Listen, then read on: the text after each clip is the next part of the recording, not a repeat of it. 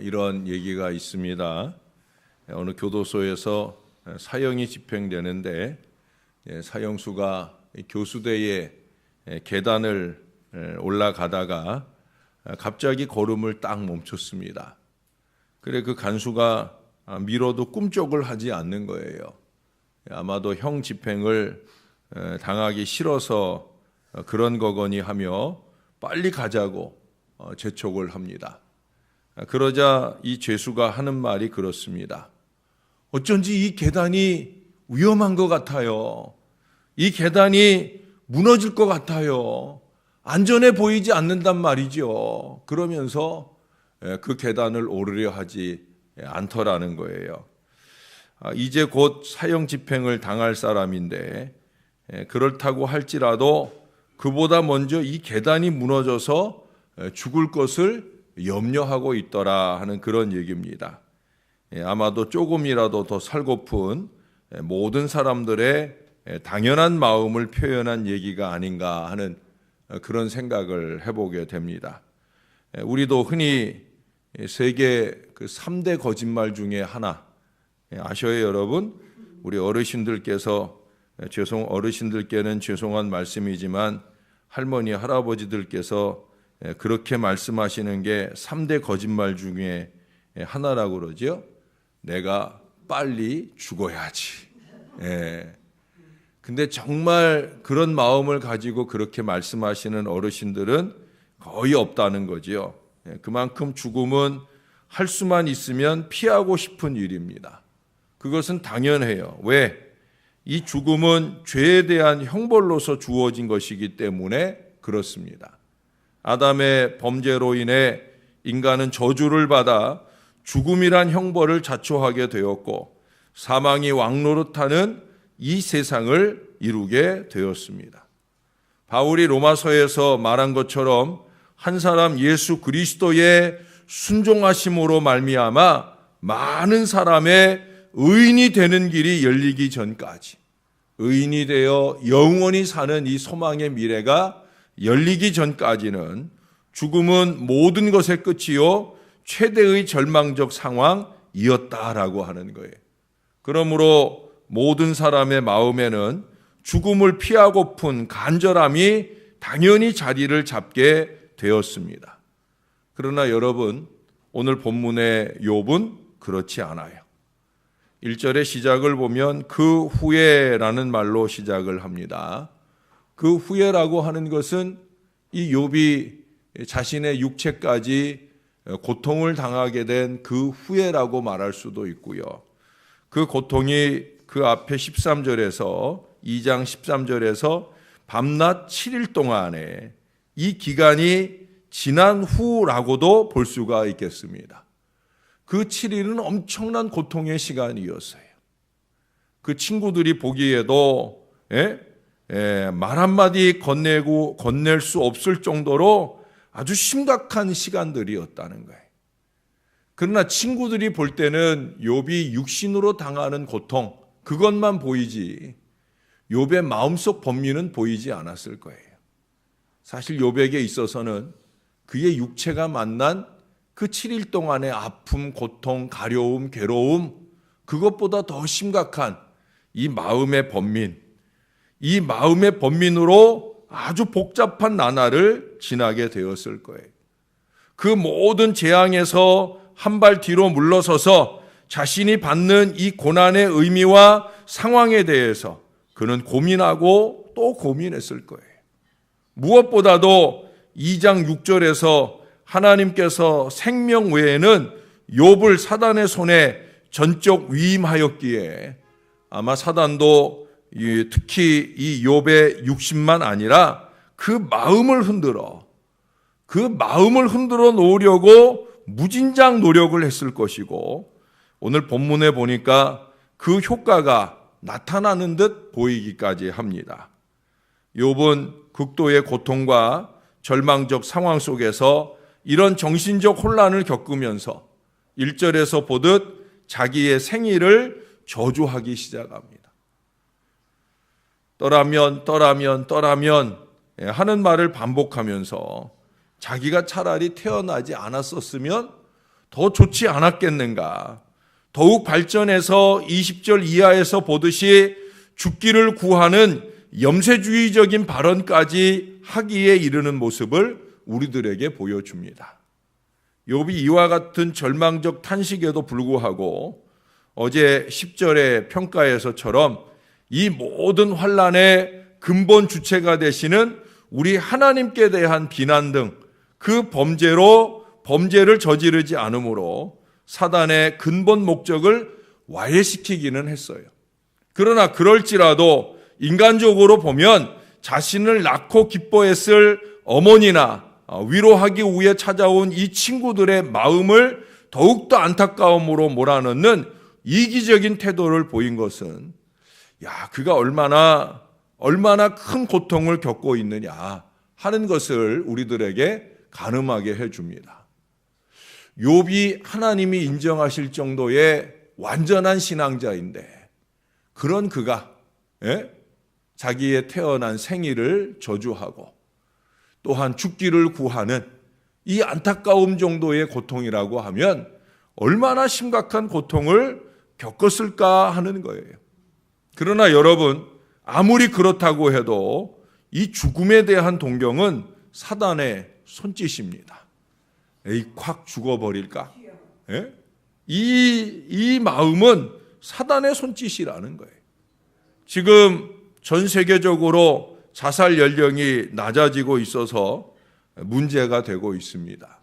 우리나라도 마찬가지죠. 자살률이 증가가 하고 또 자살의 연령이 낮아지고 또 자살하는 사람들이 유명인들 가운데 생겨나면서 이것을 모방하고자 하는 우리 젊은 아이들의 어리석은 마음들이 걱정이 되기도 할 때가 있습니다. 사단은 비극적 실상을 극대화시켜서 희망 없음의 도장을 찍게 만들고 자신이 왕노릇하고 있었던 이 사망의 권세 아래 우리를 끌어들임으로 예수 그리스도께서 폐하셨던 그 율법의 저주 아래로 우리를 몰아넣어 십자가와 부활의 복음을 무력화시키려고 끊임없이 책동하고 있어요. 그것은 꼭 자살만이 아닌 거죠. 영적인 자살, 자기의 믿음을 내팽개치고 하나님을 떠나고자 하는 어리석은 마음까지도 끊임없이 우리 안에서 책동하며 노력하는 것이 사단의 역사라고 하는 거예요. 그보다 더 작게 우리의 날마다의 신령한 삶, 영적인 은혜의 삶을 내팽개치고 다시 육신으로, 다시 세속으로, 다시 세상으로 돌아가게 만드는 어리석음을 사단은 끊임없이 우리의 마음에 책동하고 있다라고 하는 거예요. 사랑하는 여러분, 어제 저녁에도 말씀드렸지만 죽여야 할 것과 살려야 할 것을 잘 구분해야 합니다. 죽여야 할 것은 무엇인지, 그것은 환경에 대하여 또 자기 자신에 대하여 또 우리 눈에 보이는 것에 대하여 갖게 되는 우리의 어리석은 마음을 죽여야 되는 거죠. 죄를 향해 달려가고자 하는 어리석은 마음들은 죽여야 되는 것이죠. 무엇보다 나는 날마다 죽노라 하는 이 바울의 고백처럼 내가 죽어지고 남이 사라지게 되는 참 신령한 은혜의 비결들을 우리가 깨닫고 살아야 됩니다. 죽여야 할 것과 살려야 할 것을 구분해야 합니다.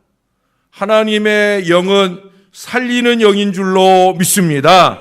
예수님께서는 이 땅에 오신 이후로 요한복음 10장 10절에서 말씀하기를 내가 온 것은 양으로 생명을 얻게 하고 더 풍성히 얻게 하려 합니다.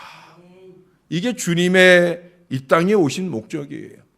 주님이 십자가에 달려 죽으신 이유입니다. 그 십자가에서 3일 만에 부활하신 이유이기도 합니다.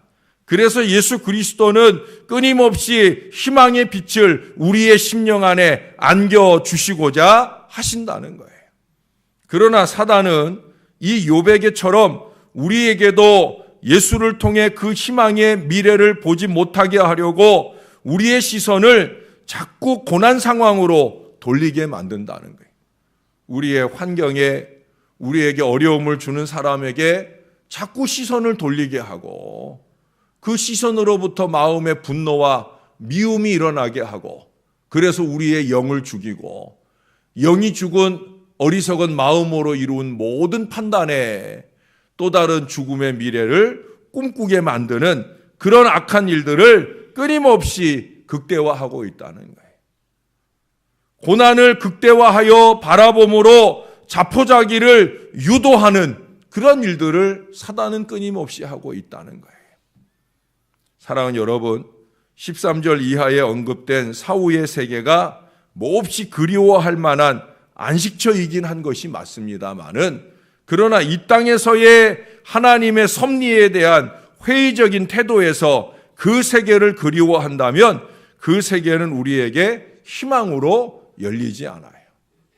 이 풍진 세상을 그저 등지고픈 마음, 영원한 천국이 좋은 건 맞지만 그 천국이 그냥 보이는 이 세상보다 보이지 않는 그 천국이 아름답고 소망되는 마음으로 바라보는 것은 맞습니다만은, 그러나 여러분, 이 세상을, 이 풍진 세상을 참으로 하나님의 은혜 가운데 살 마음 없이 사는 것은 하나님이 원하는 바가 아닌 거예요.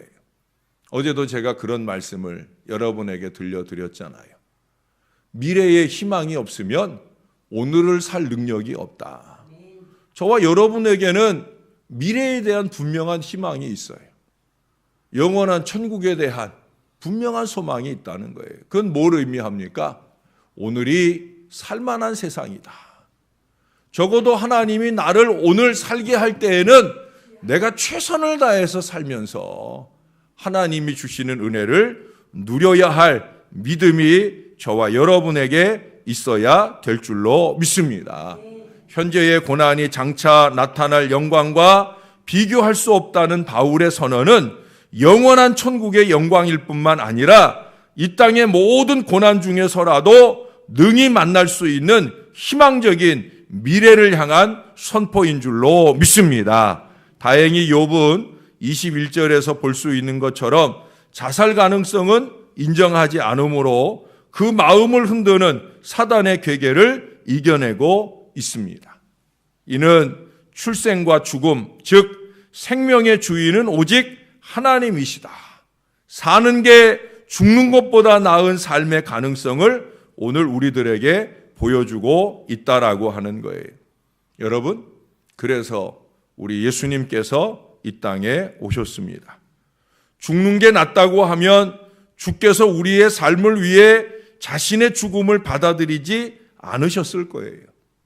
욥을 위해서도 우리를 위해서도 우리 주 예수 그리스도께서 대신 죽어주셨다 하는 사실이에요. 저와 여러분, 우리들에게는 살 길만 남아있는 줄로 믿습니다. 저는 이 욥기서를 살펴보면서 욥이 참 대단히 훌륭하고 욥이 참 행복한 신앙 인생이었겠다 하는 생각을 하지만, 그래도 나보단 못하다, 그래도 우리보단 못하다 하는 고백을 하게 됩니다. 그것은 우리가 욥처럼 고난받지 않았기 때문에 하는 고백이 아니에요.